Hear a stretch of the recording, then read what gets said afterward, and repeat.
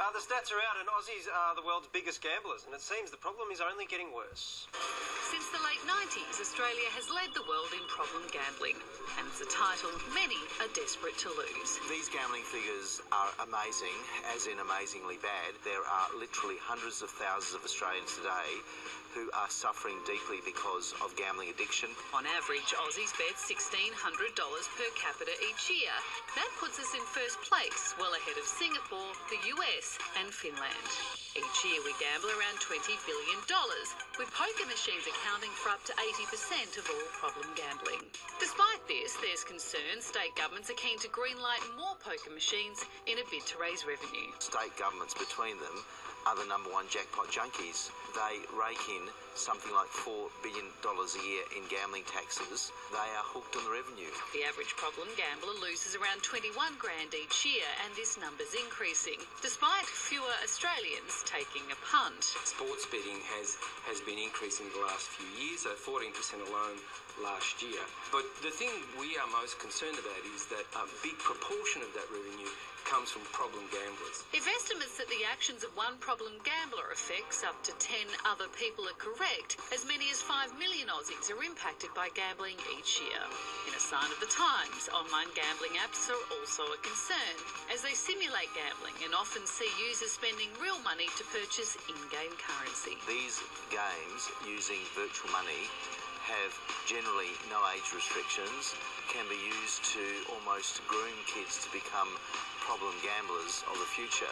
At this stage, no solid evidence proves these apps lead to gambling addictions. There are over 1,000 of these games on the iTunes store, so there is real concern about the normalisation of gambling, even with kids as young as 6 years old.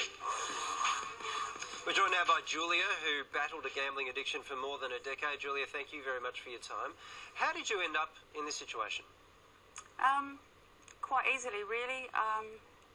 I was married, I got divorced. That divorce wasn't very nice.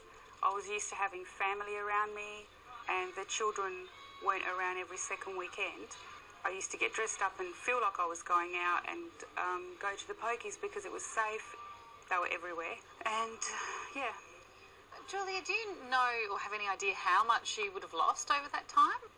I've lost a house. I didn't gamble all of that money. However, most of it, like a lot of it, went to the pokies. And how did your family react? Obviously, they could see what you were struggling with. No one knew. You kept it quiet? Nobody knew. Yes, very quiet. I knew that it was wrong, but I didn't know how to stop. And I knew I'd get into trouble, but I just did not know how I was going to stop. I didn't know. Julia, do you think it takes a certain type of person to become addicted to gambling, or could this really happen to any of us? I think it can happen to anybody because the machines are designed to addict people. If you win, then that's the worst luck you can have, because then you're going to think that you can go back and keep winning. What would you say to all those Aussies watching tonight who may be going through the same thing you were? Reach out for help anywhere you can.